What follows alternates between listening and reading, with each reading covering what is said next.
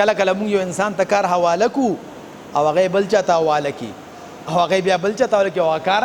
نیمګړی پاتې شي. نو دا هغه ټیکنیک دی چې دا مونږ استعمالو نو زمونږ به په 24 غنټې کې ډېر کارونه کېږي.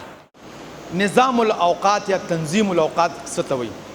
ګوره مولانا اشرف نیتانی رحمت الله چې دا دونه کتابونه لیکلي دي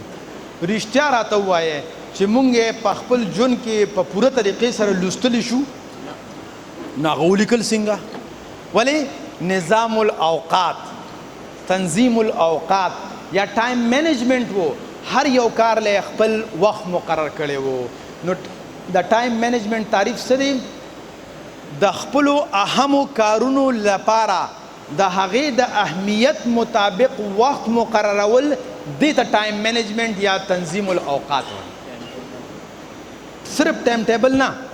ځکه ټایم ټیبل کې خدا دی کو اهم وي که غیر اهم وي لپاره وخت مقررول. او ټایم مینجمنټ هغه دی چې د خپلو اهمو کارونو دپاره د هغې د اهمیت مطابق وخت مقررول دا ټایم مینجمنټ دی. او ښه ټایم مینجمنټ هغه دی چې کم وخت د خپلو اهمو کارونو دپاره مقرر کړ نو په هغه وخت کې صرف هغه کار کول بل کار نه کول دا ښه ټایم مینجمنټ دی. نو دویم دا ټیکنیک زده کول دی د ټایم مینجمنټ چې د خپل اول اهم کارونه وټاکو چې زما دپاره اهم کارونه کم کم دي او بیا چې کم 24 غنټې وي د خپل اهمو کارونو د هغې د اهمیت مطابق هغې له وخت مقرر کو نو هله به مونږ په لږ وخت کې ډېر کار کولی شو. استاسو راته ووایه زمونږ خلک نن روزانه خپل ټایم مینجمنټ دپاره څه ټایم ټیبل جوړوي نو چې زه جوړ نه کړمه نو څنګه به زما ټول کارونه وشي. د دې مثال درته درکوم. دا تحریر دا ډېر زیات اهم دی. نون والقلم وما یسترون لیکل دا ډېر زیات اهم دي. هغه څنګه؟ تاسو به تجربه زما نه ډېره وي ځکه چې بعضې پکې ډېر مشران دي د هغې خو تجربه به ډېره وي. ټیک ده. اوس چې یو زنانه ده او هغه خپل خاون بازار ته ولیږي چې ماله تا سودا راوړه او دې دا سودا ونه لیکي چې ښه جي بس دغه دې لاړمه نو چې دې لاړ شي نو هغه ټماټر یاد کړي، سرخي یاد کړي دي، پوډر یاد کړي دي، دنداسه یاد کړي، نور پالش یاد کړي دي، نور داسې وغیره ذالکه هغه یاد کړي دي او روجي غوړي یاد کړي او ته چې ښه جي بس زه لاړمه نو چې ته بازار ته لاړ شې رښتیا راته وایي چې لیکلي دي نه وي نو پوره به سودا راوړې. نو چې پوره سودا راوړې نو کور کې به دې غوبل نه وي، خامخا به غوبل وي. خو کو چېرې لږ غوندې تکلیف مونږ وکړو ولیکو چې کم کم کارونه دي هغه ځان سره ولیکو او هغه پرچا ښه د باادبه خاون غوندې جیب کې واچو او لاړ شو بازار ته لاړ شي دا کار خلک به تا ته خبرې کوي وروره خبرې مه کوه وروسته به ګورو اول دا کار ټول ختم کو ته راشه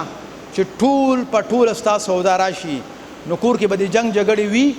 نسبتاً به کمی شي. معلومه دا خبره شوله چې کوم مونږه د خپلو کارونه اون لیکو که نه نو د ایرېدو امکانات به څه وي سیوا کېږي. نو دا ټایم مینجمنټ نظام الاوقات لیکل دا ډېر زیات ضروري دی. نو د لیکلو وجه څه وي؟ د لیکلو وجه دا وي چې ګوره دا ساینټیفیک دغه دی کوم څیز چې تاسو په ګوته لیکئ که نه نو د دې په ذریعې سره ته فاین موټر سکلز وایو. دا مونږ چې الله رب العزت دا چې کم سرمن جوړه کړې ده او دا دې کې چې دا کم رګونه دي او دا کم خواص خمسه دي د دې په ذریعې سره زمونږ برین ته دماغو ته هغه څیز ځي چې تاسو لیکئ هغه هلته نسبتاً سیو کېږي. او که تاسو دا خیال وي چې نه دا هسې فرضي خبرې دي تاسو ته زه صرف یو تجربه کوم تاسو ته به اندازه ولګېږي چې په ژبه به مونږ سم نه وایو خو هغه میسج به دماغو ته ځي. مولوي صاحب ما سره لاس میلاو کړئ. څنګه یې ښه خیریت دی الوخه دی دوباره لاس میلاو کړئ. د دواړو کې څه فرق و؟ څه فرق و پکې؟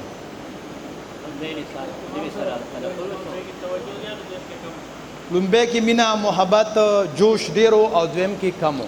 لومبی کې د هغه سره اظهار ډېرو دویم کې کم و. داسې به که نه ما په خولې څه خبره کړې ده دا میسج څنګه لاړه د دماغو ته ستاسو دماغو ته څنګه میسج لاړه د دې په ذریعې سره موږ چې څنګه لاس ملاو کو دو ته پته ولګېده چې دا د مینې لاس دی او دا د نفرت لاس دی. دا ځکه خو مونږ وایو وی مونږ وکره لاړو وي اسې د لاس ګوتې راکړې نو پته ولګي چې دا مونږ سره نه لګي ځکه خو د لاس ګوتې درکړې او چې چا سره دغه کېږي بیا داسې لاس ورکړي داسې ده که نه. نو چې کله تاسو یو څیز لیکې نو دا اټومیټیکلی د هغې اهمیت دماغو ته دی چې دا کار ډېر زیات اهم دی. نو ځکه د ټایم مینجمنټ لیکل لازم دی. درېیمه اهمه خبره کلم چې ولیکو نو په جیب کې به یوازې نه ساتئ. تاسو خپل نظام الاوقات د روزانه د هفتوار او د میاشتې به په خپله کمره کې یا کور کې به ځان سره لګوئ چې په دې ورځ موږ دا کارونه به کوو. دې ته موږ وایو ویژوالایزیشن. کله چې تاسو هغه څیز وینئ نو هغه هم دماغو ته پروزي. نو چې کله هم تاسو داسې څیزونه وي چې هغه تاسو خپل د لار نه اړوي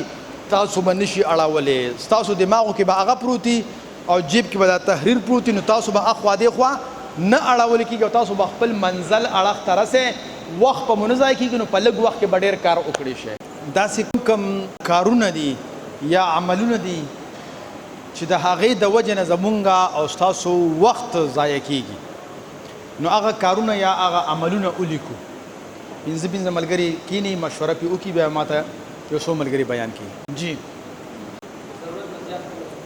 د ضرورت نه زیات خوب کول بالکل صحیح شو. جی ها اوس کو د ټولو څیزونو ته مونږ وګورو د دې ټولو څیزونو د کنټرول کولو صرف یو حل دی. تاسو بعض اوقات کتلی ماسټر کی ورته وایي. څه ورته وایي؟ ماسټر کی. داسې یو چابي وي چې په هغې باندې هره تاله کولاویږي ای ته ماسټر کی وایي. اوس کو تاسو وایئ چې خوب دې زما په کنټرول کې شي که تاسو وایئ چې لایانی دې ختمه شي خبرونو ته دې زه جوړ نشم تفسیرو ته دې زه جوړ نشم کو تاسو وایئ چې خوراک دې زما په کنټرول کې شي خوراک دې زه کم کوم یا مناسب کوم یا چې سم وایئ تعلقات غیر ضروري تعلقات نو د دې ټولو لپاره یو چابي ده. هغه چابي څه ده چې خپل هدف کله انسان جوړ کي د دغه هدف په بنیاد باندې چې د اهم کارونو لیست جوړ کی نو د ده به خوب هم کنټرول شي تعلقات به هم کنټرول شي لایانی به هم کنټرول شي او غیر ضروري څیزونه به ټول کنټرول شي. خوب خندا په بېغمۍ کېږي رحمانه او چې په زړه د یار غم وي څه به خوب او څه خندا کا. نو دلته د یار ضمیر چې کوم اړخ ته راځي نو هغه خپل هدف دی. صحیح ده که نه چې ځان ته د هدف ایښي وي نو بیا به خوب او خندا نه وي بیا به عمق شانتې د انسان غم او فکر دته لګېدلی چې یاره زه دا خپل هدف اول برابر کړم. داسې ده. دویم خوراک. اوس تاسو کو خوراک وګورئ زه اکثر خلکو ته خپل ذاتی مثال ورکوم. ذاتی مثال اگر چې کله کله ډېر ښه نه وي خو په سن 2004 کې چې زما کم وزن و دا اوس 2025 دی څو کاله تیر شو 21 کال روان دی زما همغمره وزن دی کله کیلو سیوا شي کله کیلو کم شي نو آیا زه خوراک نه کوم څه نو زما ولې وزن کنټرول دی وجه دا ده چې ما ځان ته یو هدف ایښی دی د هغه هدف به اعتبار سره زه خوراک دومره کومه چې څومره ماته ضرورت دی. نن مولوي صاحب دا ګواه دی ویره تاسو به روټۍ خورئ ما یې چې زه خو روټۍ نه خورم دغه او چې کله د انسان دی کله ګیر شو روټۍ د غرمې خورم بیا د شپې نه خورم بس 2 وخته خوراک کوم منځ منځ کې پکې ډرای فروټس اوبه یا دا څیزونه کومه نو یو دقه نو خوراک به اله کنټرول کړي چې ما ځان ته هدف ایښی دی چې زما وزن دومره پکار دی نو د هغه وزن په حساب سره زه خپل خوراک کوم. زما په کور کې زما د بیډ لاندې د وزن د تللو اله پرته ده کله کله پې زه ځان وګورم چې څومره شومه نو کله کیلو سیوا وي او کله کیلو کم وي نو خوراک همقمره کومه. نن سارم هم ما 3 کیلومیټره منډه والی ده 3 کیلومیټره نو معلومه دا خبر چې تاسو ځان ته کله هدف کې دی که نه نو خوب هم کنټرول شو او خوراک هم کنټرول شو. دغه شانتې غیر ضروري تعلقات چې انسان تاسو ته ما مثال پیش کړ چې انسان ځان ته هدف کړي چې زه به دا هدف حاصلومه نو ته به تعلقات هله ساتې هله به زارېږم چې د کاره وزګارېږم نو لومبۍ به ستا د هدف کار وي وروستو کو ټایم بچ نو خلکو له بیا ورکې نو اوس مونږ وایو چې زمونږ د هدف ته د رسېدو دپاره اهم خلک کم دي چې هغې سره به مونږ تعلقات ساتو نو په هغې کې لومبۍ اهم خلکو کې لومبۍ تاسو په خپله یې چې تاسو خپل ځان سره تعلق وساتئ هغه څنګه یا ایها الذین آمنوا قوا انفسکم واهلیکم نارا نو لومبۍ تاسو ځان سره تعلق ځان له وخت ورکې نو چې یو انسان ځان له وخت نه ورکوي نورو خلکو له وخت ورکوي ځان به برباد کړي دویم تعلقات څنګه کړو تاسو خپل اهل و عیال له وخت ورکې چې زه خپل اهل و عیال له وخت نه ورکوم او نورو ایرو غیرو سره تعلق ساتوم لومبۍ نقصان به دا کېږي چې زما کور به بربادېږي دویم څه دی تعلق به چا سره ساتو خپل اهل و عیال سره لکه زه تاسو ته یو اسان مثال در کومه څه موده مخکې د ما اوس الرجي زه راټوخېږم نو زه بیمار شوم ټوخل به مې ډېر زیات او ډېر به بیمار وم نو چې په کټ پروت وم نو کټ باندې ما سره څوک ناست و زما ښځه بچي رونه خویندې او پلار مې راته وی بچي بېګا دې ډېر ټوخلي دي وی خوب مې نه دی کړی بچي اوس څنګه چې ما نو ښځه به مې راپاسه ته ولې طبیعت دې څنګه دی دا دارو خوره اوبه پکار دي که څه پکار دي اوس تاسو راته ووایئ چې آیا لومبۍ تعلق ساتل زما ښځې بچو د مور پلار سره پکار دی که یارانو دوستانو سره پکار دی ښځې بچو مور پلار سره پکار دی نو چونکې مونږ ته هدف نشته دی او د هغې په لحاظ سره د الاهم فالاهم هغه ترتیب نشته دی نو مونږ ایرو غیرو سره تعلق ساتو خپل ځان او ښځه بچي مې ایر کړي دي ځکه مونږ په مشکلاتو کې یو او زمونږ په لږ وخت کې بیا ډېر کارونه نه کېږي نو دا ماسټر کی ده هدف چې هدف جوړ شو ستاسو خوب کنټرول شو ستاسو خوراک کنټرول شو ستاسو تعلقات کنټرول شو ستاسو پیسه کنټرول شوله ستاسو پیسه به په ایرو غیرو باندې نه لګېږي ستاسو په غلطو خلکو به پیسه نه لګېږي تاسو په غلطو څیزونو به پیسه نه لګېږي بلکې په اهمو څیزونو باندې به پیسه لګېږي نو دا ټولو څیزونو د کنټرول کولو لپاره کم څیز دی هغه هدف دی او جون کې مقصد سازول دی دا خبره واضحه شوله نو چې کله داسې نو بیا به زمونږ وخت نه ضایع کېږي تاسو وګورئ آسان ترجمه قرآن د مفتی تقي صاحب هغې کې دا لیکلی دی چې زه په جاز کې ناست وم او دې تفسیر مې لیکلی دی پلاني ځای کې مې انتظار کوو دې تفسیر مې لیکلی دی داسې شته که داسې نشته دی اوس تاسو راته ووایئ زه او تاسو چې په جاز کې ناست یو نو زه او تاسو هغه خپل وخت قیمتي کوو که ضایع کوو نو ځکه ضایع کوو چې زمونږ ته مخکې څه هدف نشته دی که نه خو تقي صاحب به ځان له څه اهداف سیټ کړي وي چې په نن ورځ کې به زه دا کار کوم نو که په جاز کې ناست دی او که په انتظار کوي نو هغه وخت هغه قیمتي کوي او چې ما ځان ته هدف نه دی ټاکلی نو همغه وخت ما نه ضایع کېږي داسې ده نو دا ماسټر کی ده خپل ځان ته هدف جوړول پکار دي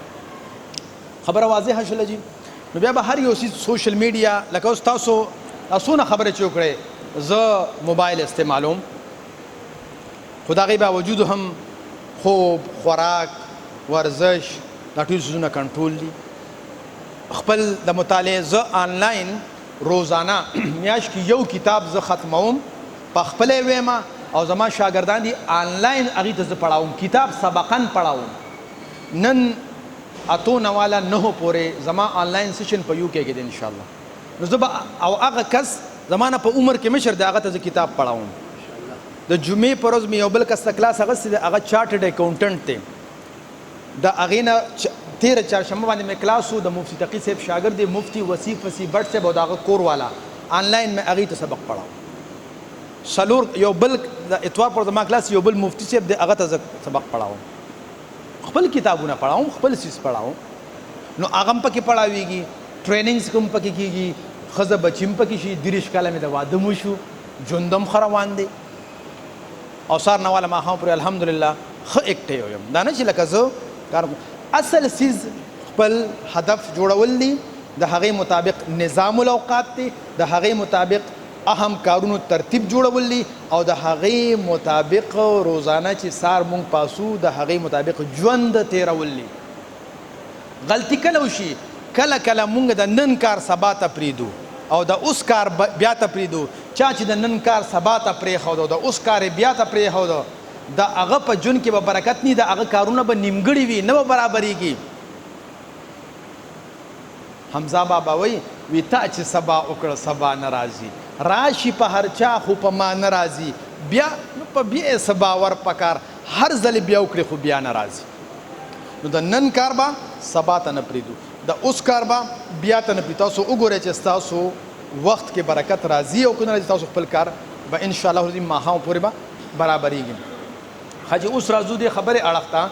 چې مونږ له پکار دي چې خپل ځان ته اهداف کېږدو. اهداف به تاسو د خپل ژوند کې د 5 پهلو اهداف ایږدئ. لومبی خپل تاسو له پکار دي چې علمي اهداف کېږدئ، چې یاره د علم لحاظ سره به کم علوم یا فنون زه حاصلوم، کو فراغت شوی دی نو به زه په دې علومو او فنونو کې زه مهارت حاصل. نو علمي اهداف را روان 1 کال 2 کاله 15 کاله کې کم اهداف دي. دقه شانتې جسمانی اهداف چې زما بدن به څنګه وي. المؤمن القوي خیر من المؤمن الضعیف. نو مؤمن پکار دی چې قوي وي، مضبوط وي. نو آیا زما بدن به څنګه مضبوطیږي؟ زه ګوره تاسو ته هغه خبره کوم، زمونږ دپاره رول ماډل او نمونه په معاشره کې د هر لحاظ سره هغه څوک دی؟ نبی کریم صلی الله علیه وسلم دی. آیا د نبی کریم صلی الله علیه وسلم په معاشره کې د ټول نه مضبوط او فټ انسان وکنو؟ او نن تاسو مسلمان وګورئ، مسلمان بدن لحاظ سره کمزور دی که مضبوط دی؟ نو آیا زه په هغه لاره روان یم؟ نو پکار دا ده چې مؤمن به مضبوط وي. د مضبوط هرگز مطلب دا نه چې ډېر خوراک کول. 1400 کاله وروستو چې مونږ لاړ شو، هغه وخت کې خوراک لږو که ډېرو؟ لږو. کجوري به وي، اوبه به وي، شوده به وو، ساده خوراکونه به وو، خو بدن به مضبوط و. او که تاسو دا وایئ چې هغه خیر القرون والا خبرې دي، نو اوس به راشو دا 40 کاله وګورئ، زمونږ نیا نیکونه بدن لحاظ سره مضبوط وو که کمزوري وو؟ نو هغوی به څه خوړل؟ ساده مرچکې به وو، پیاز به وه، روټۍ به وه، شملې به وه، غوړي او پراټې چا په سترګو هم نه ویلې. زما د یادو خبره ده چې مور به م پراټې پخې کړې، نو هغه به د سر وز وه، د اختر وز به وه. نو یو ځل یې پراټې پخې کړې، نو مور ته مور ویم اختر دې څه؟ وي نه بچي اختر خو نه، ما دا پراټې ده کمه. وي دا یو مېلمه را روان دی، هغه له هم پخ کړي. اوس داسې کور نشته چې روزانه پراټه نه خوري. نو چې ته روزانه پراټه خوري نو بیا خو ماشاءالله نور خو پوهېږې که نه، کیسه خو به بیا خامخا ګډه وډه کېږي. نو ساده خوراکونه دا انسان څه کوي؟ قوي کوي، مضبوطوي. نو پکار دا ده چې مونږ جسمانی اهداف جوړ کړو. دریم معاشي اهداف جوړ کړو. کم از کم ګوره تاسو راته ووایئ چې مسلمان کو چرې پرس که نن معاشي طور باندې مضبوط وي، نو نن به د ورلد بینک او د IMF او د مالداره ملکونه په سود باندې به قرضې اغستلې؟ نه به اغستلې. د هغې خبرې به یې منلې؟ نه به یې منلې. نو پکار دا ده چې مونږ معاشي طور باندې ځان مضبوط کړو. عبدالرحمن ابن عوف رضی الله تعالی عنه جلیل القدر صحابي دی که نه دی؟ آیا معاشي طور باندې هغه مضبوط وو که نه وو؟ عثمان ذوالنورین رضی الله تعالی عنه معاشي طور باندې مضبوط وو که نه وو؟ نو که زمونږ ذهن کې دا خبره بعض اوقات راځي چې یاره دا فی ذاته چیز ټیک نه دی، نو صحابو کې هم معاشي طور باندې مضبوط خلک وو. او که ستاسو بیا هم دا دنیا ډېره بدې شي که نه، نو وی ګټئ د خدای په نوم یې چاله ورکړئ، خو وی خو ګټئ که نه په حلال طریقې سره. ښه ده دا دنیا چې توښه وي د عقبا، او هسې نه چې په دنیا پسې زهیر یم. د دلبرو صدقې لره یې غواړم. دا خیر، خیرات، زکات، صدقات، فطرانې دا خو مالداره خلک ورکوي که نه. دا کوم ځای کې چې مونږ ناست یو، دا د دنیادارو خلکو پیسه ده که د غریبو خلکو پیسه ده؟ او په کوم ځای کې لګېدلې ده. نو پکار دا ده چې مونږ معاشي اهداف ځان له جوړ کړو او هغه څیز په صحیح کارونو د کو. زه وایم پکار دا ده. ګوره تاسو تاریخ وګورئ د دې پاکستان په قرضه کې زه نومونه نه علم ځکه هغه اړخ ته زه نه ځم، خو بعضې زمونږ د عقایدو لحاظ سره ټیک خلک نه وو او د پاکستان په قرضه کې یې پیسه ورکړې ده. نو که ستاسو غوندې او د عامو خلکو غوندې نیکان خلک وي نو هغوی به ورته وي چې د دغه سود پیسې مه اخله او زما د حلالې پیسې واخله او د سود هغه پیسې مه اخله. داسې به کېدی شو که نه شو کېدی. تاسو کراچۍ ته لاړ، تاسو لاهور ته لاړ شئ، دغه شانتې ده که داسې نه ده. نو ځان له معاشي اهداف کم از کم سازول او جوړول پکار دي. دریم نمبر هم دغه رنګې معاشرتي اهداف. د معاشرتي اهدافو نه مراد زما دا دی چې خپل ځان له روزانه وخت ورکول، خپل ښځې بچو مور پلار له وخت ورکول، خپل رشته دارو له وخت ورکول. نن تاسو وګورئ په هر کور کې دا ګیله ده وی دا ما له وخت نه راکوي. تاسو دارالافتا ته لاړ شئ د طلاق دا مسلې چې راځي په څه باندې راځي؟ زیاتره وړه خبره به وي، هغې نه به طلاق لویه مسله جوړه شوې وي. خو اصل بنیاد به دغه وي چې خاوند یا ښځې له وخت نه ورکوي یا به ښځه خاوند له وخت نه ورکوي. هغې نه ورو ورو مسلې جوړېږي او معاشي پرابلم او مسلې وي کور یې روان شي. نو معلومه دا خبره شوله چې خپل ځان له وخت ورکول، خپل ښځې بچو له وخت ورکول او خپل رشته دارو له وخت ورکول. تاسو نن د دې مجلس نه پاسئ او ټیلیفون وکړئ ترور ته،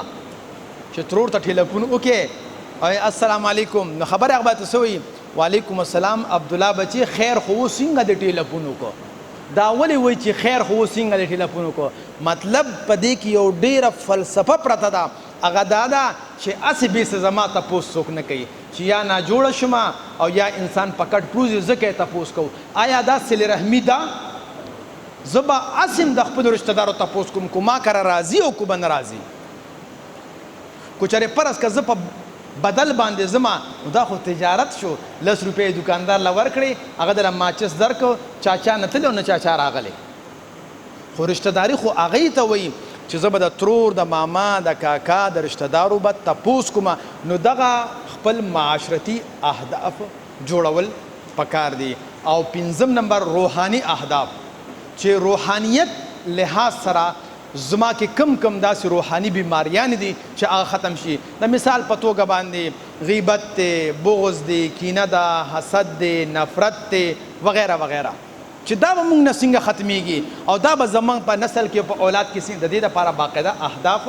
جوړول پکار دي. دا یو خبره یاد وساتئ، نفرتونه هسې نه پیدا کیږي. نفرتونه هسې نه پیدا کیږي. دا ضرور څه نه څه حالات جوړ شي د هغې د وجې نه نفرتونه پیدا شي. ګینې هر انسان د مینې دپاره اوږې او تږې ناست دی. او که ستاسو دا خیالي چې خلک نه پوهېږي، هر سړی او هر ماشوم هم پوهېږي، په مینه هم پوهېږي او په محبت هم پوهېږي. د دې مینې او محبت لپاره کله کله الفاظ ضروري نه وي. تاسو زه یو اسان مثال در کوم. وړوکي ماشوم وي،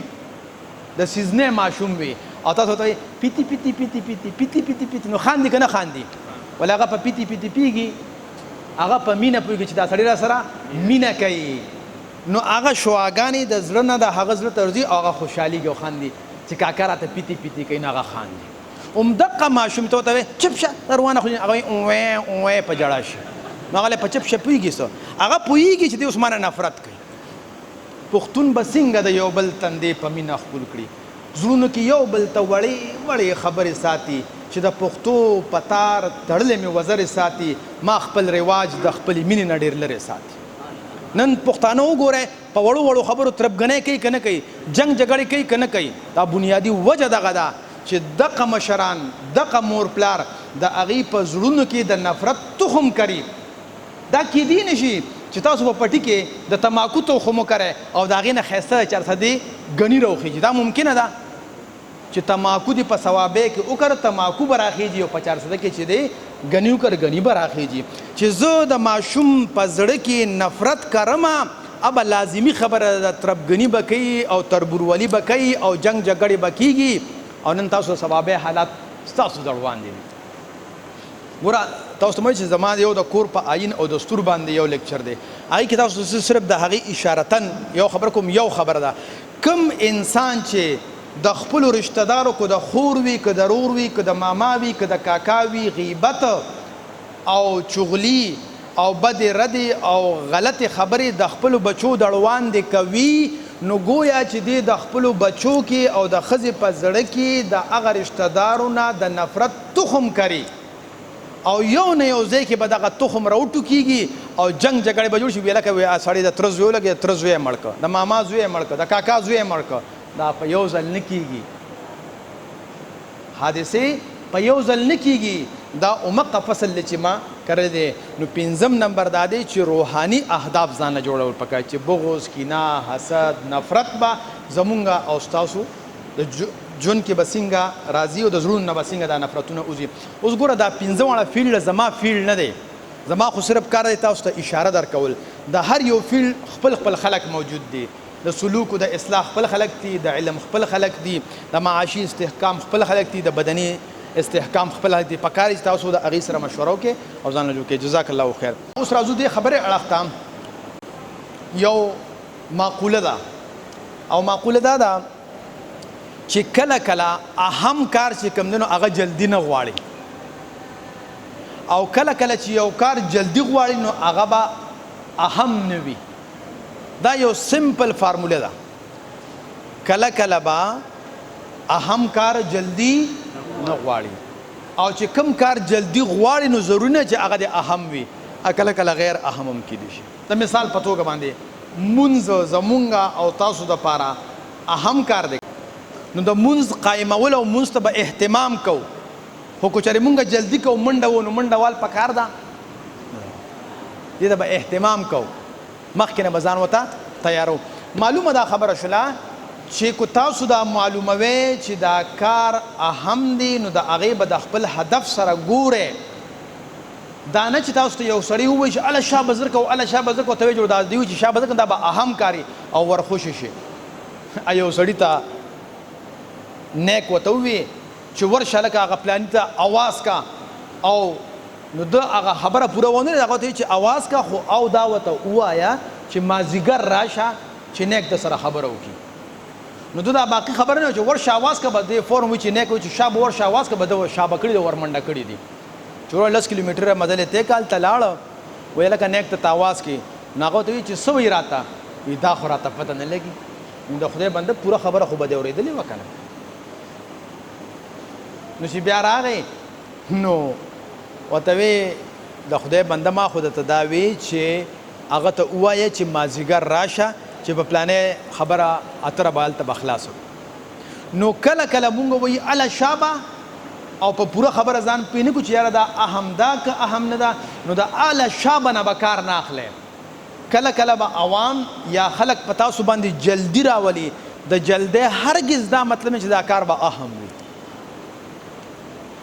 او کله کله چې یو کار اهم وي نو هغې کې ضروري چې موږ د خامخا جلدي وکړو ښه په سړه سینه او په سوچ او په فکر باندې به هغه کار کوو هغې کو جلدي وکړه نو جلدی سره به هغه کار خرابېږي نتیجه د خبرې دا راوته چې اهمو کارونو کې به تاسو جلدي نه کوئ هغې ته به استقامت او اهتمام به کوئ او په سوچ او په فکر به کوئ او چې کم کار د جلدی والا وي نو ضروري نه چې هغه د اهم وي په هغې سوچ وکړئ کو اهم نه وي نو هغه پرېږدئ او خپل اهمو کارونو له وخت ورکړئ صحیح شو جي اوس راځو دې خبرې اړخ ته چې که چېرې د دې تعریف په اعتبار سره تاسو خپل وخت بچ کول غواړئ نو تاسو به نن نه پس چې کور ته لاړ شئ نو خپل هدف به ولیکئ او د هغه هدف ته د رسېدو لپاره چې کوم اهم کارونه د هغې فهرست به جوړ کړئ او دریم چې د هغې فهرست جوړ کړو نو تاسو به خپل وخت څنګه بچ کوئ چې کم کارونه تاسو په خپله کولی شئ او بل څوک یې نشي کولی هغه به ولیکئ چې دا کارونه به صرف زه کوم دویم فهرست به هغه جوړ کړئ چې کم کارونه تاسو دپاره اهم وي خو ستاسو نه علاوه بل څوک کولی شي نو هغه به بل چا ته تفویض کړئ او حواله به کړئ چې هغه یې وکړي تاسو دپاره نو ستاسو هغه وخت به بچ شي دریم هر هغه کار چې هغه نه دي کول پکار اب هم ولیکئ چې دا کار به زه نه کوم او څلورم هر هغه کار چې تاسو ولیکل چې یاره دا کار به زه بل چاته حواله کوم نو د هغې د حواله کولو نه وروستو به زه کله تپوس کوم هغه به ځان سره ولیکې دا نه چې کار د حواله کو او بس هغه به یې وکړي کله کله موږ یو انسان ته کار حواله کو او هغه بل چاته حواله کړي او هغه بیا بل چاته حواله کړي او هغه کار نیمګړی پاتې شي نو دا هغه ټیکنیک دی چې دا مونږ استعمالو نو زمونږ به په 24 غنټې کې ډېر کارونه کېږي تاسو داسې یو اسان مثال در کوم دا چا چې ډېر زیات کتابونه نن سبا کې لیکلي کېږي که نه تاسو وګورئ لاسونه چې فتاوی لیکلي کېږي یا څونه چې کتاب لیکلي کېږي دا په ځان له خو نه لیکلي کېږي که نه دا خو استفتا راشي او هغه چې کوم دی متخصص دی د هغې تخریج وکړي هغه راجمع کړي او صدر مفتی صاحب آخر کې پې مهر ووایي پوره یو ټیم ورک وي که نه او تاسو چې ګورئ 10 کاله وي نو هغې نه غټه فتاوه ترې جوړه شي معلومه دا خبره شوله چې دغه مفتی صاحب هم دغه کار حواله کوي متخصص ته او هغه کوي خو بیا اخر کې د هغې نه غټه غټه فتاوه جوړه شي نو کو په دې باندې تاسو قیاس وکړئ چې کم کارونه تاسو بل چاته حواله کولی شئ هغه حواله کې چې لږه موده تورېږي تاسو به یو غټ کار کړی وي حالانکې هغه به تاسو نه تاسو بل ته حواله کړي خو صرف نګراني به دې کړې وي نو ستاسو په لږ وخت کې بیا مونږه مسله ده هر کار ته مونږ ورلاندې وځو نو چې هر کار ته ته ورلاندې وځې نو انسان به کم کار کوي بس یو څو کارونو کې به بیا ته ساه وتېري داسې ده که نه هر کار ته به په خپله نه لاندې وځئ یو خبره دویم چې تاسو کم چاته کار حواله کوئ نو هغه به ګورئ چې هغه کې د کار کولو صلاحیت شته او که نشته دی که نه وي نو لومبې پکې هغه صلاحیت پیدا کړئ نو بیا ورته هغه کار حواله کړئ نو ستاسو هغه صلاحیت پیدا کولو باندې خو به وخت ولګېږي خو لږه موده پس به هغه کار به تاسو له هغه کوي نو ستاسو وخت به بچي او تاسو په لږ وخت کې ډېر کار وکړی شوی نو خبرې کم کارونه چې نه کول دي هغه ولې لازمي دي د هغې لیکل ولې لازمي دي د مثال په توګه باندې دلته زه راځم او ما ته وویلو چې ته به ګنټه کې دلته ځان رسې نو په لږ وخت کې ډېر کار کول غواړم په ګنټه کې ځان رسوم نو ما سره 2 لارې دي یو د موټروی لاره ده په 400 انټرچینج باندې راوخیجه او په کرنل شیر خان باندې راتوشه او په اسماعیلیه انټرچینج کوشه او دلته راشه دا یوه لاره ده دویمه لاره د مردان نه د 400 نه مردان او د مردان نه ثوابې روډ دی دا لاره ده اوس کو چرې ما چې زه په لږ وخت کې ورسم نو تاسو راته ووایئ چې په کومه لاره ماله تګ نه دی پکار په دې عامه نه دی پکار او په دې موټروی باندې پکار دی ځکه کله به چینچي مخې ته راځي کله به رکشه مخې ته راځي کله به چې احتجاج کړی وي کله به څه بل څه لانجوي او ورته به یا چې کوم دی ولاړې او ستا وخت به ضایع کېږي داسې ده که نه نو کم کارونه نه دي کول دا معلومول انتهایي لازمي دي ګینې ستاسو وخت به ضایع کېږي او تاسو به خپل هدف او منزل ته بیا نه رسېږئ نو دا خبره واضحه شوله نو که څوک غواړي چې موږ په کم وخت کې زیات کار وکړو نو لومبې د اهمو کارونو فهرست دویم کم کارونه به زه په خپله کوم هغه دریم کم کارونه به زه بل چاته حواله کوم هغه څلورم کم کارونه به نه کوم هغه او پنځم چې کم کارونه مې چاته حواله کړ د هغې فالو اپ سیشن کول هغه سره رابطه کو چې هغه کار شوی دی او که نه دی شوی نو الله به ستاسو په لږ وخت کې بیا ډېر کارونه کېږي صحیح دی انشاءالله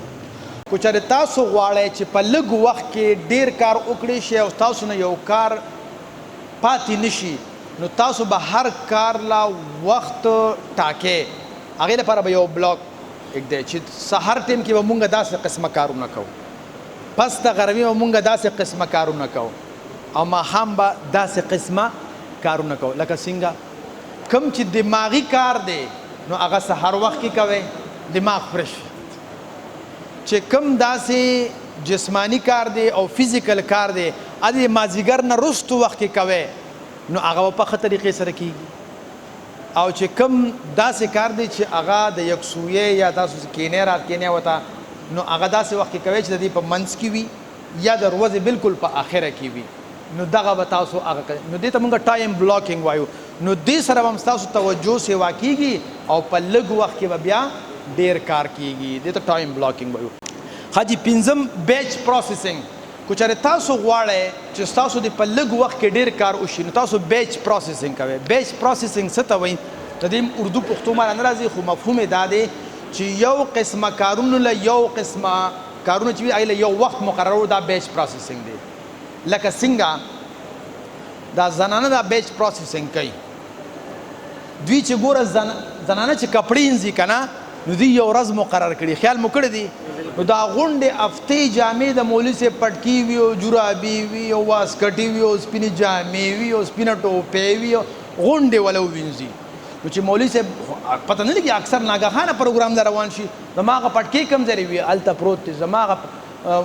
کپړې کوم ځای وي هلته پراته دي، هر شي ورته رډي رډي وي. داسې دي که نه؟ نو کو چېرې فرض که په یو ورځ یې نه انځي خو روزانه به کور کې لانجئ نو هغه بیچ پروسیسونګ کې د غونډې هفتې کپړې ووینځي او غونډه هفته بالکل ریلیکس وي. داسې ده. نو کو دغه ټیکنیک بیچ پروسیس موږ په خپل ژوند باندې اپلای کړو نو زموږ ستاسو پیسې به هم بچ شي او وخت به هم بچ شي او کار به هم کړي. هغه څنګه؟ لکه زموږ او ستاسو ذمهواري ده چې د کور له سود سودا راوړو. نو چې کومه دا شنه سبزي ده که نه دې کې د هفته کې یو ورځ مقرر کړو، په هغه ورځ د غونډ هفتې ټماټر، الوګان، پیاز، اوږه دا دې راوړو. نو غونډې هفته به مولوي صاحب بالکل فارغ وي، نو خپل اهمو کارونو ته به وخت ورکوي. اوچه سودا ده هغه زر نه خرابېږي نو هغې لکه میاشت کې یو ورځ مقرر کړي. نو ګوره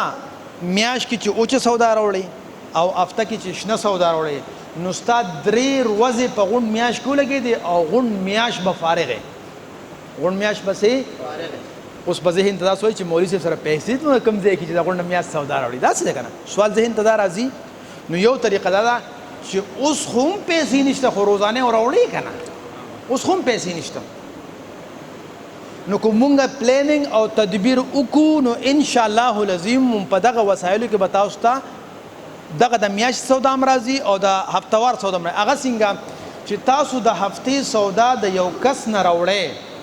او د غونډې هفتې سودا ته کوئ، رښتیا راته ووایئ چې اب ستاسو خیال ساتي که به نه ساتي؟ سودا به مزیداره درکوي، ریټ کې به هم رعایت کوي به که نه؟ نو تاسو چې کوم اوس معاشي حالت دی د دې نه لږې لږې پیسې بچ کول شروع کې او چې د یوې هفتې د سبزی او د شنې سودا پیسې برابر شي بس په هغه قرض لاړ شي او شنه سودا راوړي او د اوچې سودا پیسې هم دغه شانتې بچ کړو چې میاشت نه 2 میاشتې پکې ولګي هغه پیسې به د غونډې میاشتې سودا اوچه راوړئ. اوس تاسو وایئ چې دا به څنګه وي؟ حضرت ابوبکر صدیق رضی الله تعالی عنہ تنخوا ډېره وه که ستاسو تنخوا ډېره ده؟ خو چې هغې ته بیبي ووایي چې زما خوږو تړه کېږي نو ولې اضافي معایضه ورکړی که نه په هغې کې یې کمولې نو خپل کور والا سره کښېنې چې روز زما څه اضافي انکم او آمدن نشته دی. داسې عبدالله یو پروفیسر راغلی و سر یې گنجې غوندې و او هغه دا خبرې کولې چې پیسې به بچ کول غواړي نو بی په دې پیسو کې به پیسې بچ کول غواړي. ښځې لږ ور ډېر ښه چل ورځي خو چې یو ځل یې ښه مطمئنه کې تاسو ورته ووایئ چې بی زما د پرسونو مرسونو کې کمې پیسې وي نو تاسو ته اجازت لږې پیسې ته سایډ ته کوه نو لږ اجازت تاسو ورکړئ او لږ ورته خپل تفرداتو کې نو بس ماشاءالله ښه شوړه به ترې سایډ ته کړئ او لږ چې کم نور مونږه سبزی مبزی او دې څیزونه کې دا کړو نو هغې کې خیر دی لږه خوروا مروا کوه لږ بچت کوه نو یو میاشت د مونږه سخت تېر کړو نو دې پیسې چې بچ نو مونږ به بیا یو سبزی والا څخه د غونډې هفتې سبزي به ترې راوړو نو غونډې هفتې سبزي به راشي داسې د اوچې دپاره لږ غونډې جمع کول نو 2-3 میاشتې به تاسو هغه جمع شي نو بیا چې د غونډې میاشتې اوچې سودا تاسو راوړئ نو د مولوي صاحب خو هم خلک خیال ساتي ویې لکه دا ټماټر ولې پکې هسې واچوه هسې ده که نه نو څه به پکې هغه دغه شانتې اکرام او اعزاز کوي څه به تاسو نغدې پیسې ورکړي وي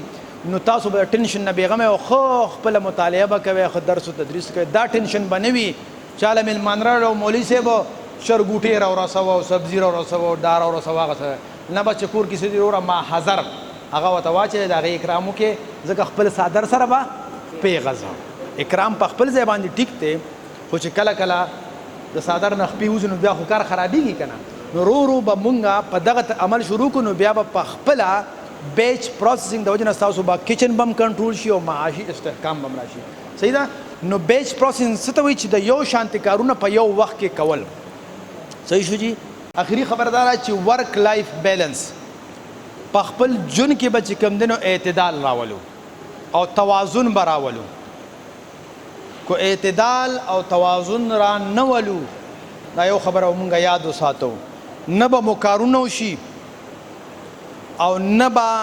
ستاسو وخت قیمتي شي، بلکې کیدای شي نقصان ډیر وشي. توازن به څنګه راولو؟ توازن دا چې تاسو نه چې تاسو خپل ځان له نظام الاوقات جوړ کو او په هغې باندې په ټینشن کې راغلی چې عمده کار به په دې وخت کوم او کو دې نه اخوا دې خوا شو نو بس زه هېڅ نه منم، نو ګورې کور کې به بیا درز او غوبل شروع وي. لکه د مثال په توګه باندې تاسو سحر د مطالعې لپاره وخت مقرر کړ چې زه به سهار قطبي ګورم، یو کتاب دی که نه، نو تاسو به قصه به ته رایاده شوي، نو زه به سحر ګورم او تاسو د حضرت چې کوم دی چلې نه راغلی دی، نو سړی چې چلې نه راشي نور خو پوهېږي که نه، نو چې ته هلته دغلته دا کتاب ګورې خو هلته په کتابخانه کې خو به اور لګېدلی وي، نو ته به د نظام الاوقات مطابق کتاب به نه ګورې، نو ته به هغه نورې تقاضې مخې ته کړي او دا کتاب به خیر د پس د ماسپښین یا ماښام ټینشن به ډېر نه، نو ستا به لایف به د بیلنس وي. نقصان کله کله دا وشي چې موږ نظام الاوقات جوړ کړو نو هغه خوځو را خوځو نه بس په هغې روان یو، نو موږ هم تنګ شو، خلک هم را سره تنګ شي. نو که سحر کې یو کار ونه شو هېڅ خبره نه ده، ماسپښین وکړئ، که ماسپښین ونه شو مازدیګر وکړئ، که مازدیګر ونه شو ماسخوتن د اودو کېدو نه مخکې وکړئ، خو سبا ته یې مه پرېږدئ. نو دې ته موږ وایو ورک لایف بیلنس. او که داسې نه کوئ نو ستاسو ژوند به هم ډسټرب وي او د خلکو ژوند به هم ډسټرب وي او تاسو کارونه به بیا برکت به پکې نه وي. جزاک الله خیر.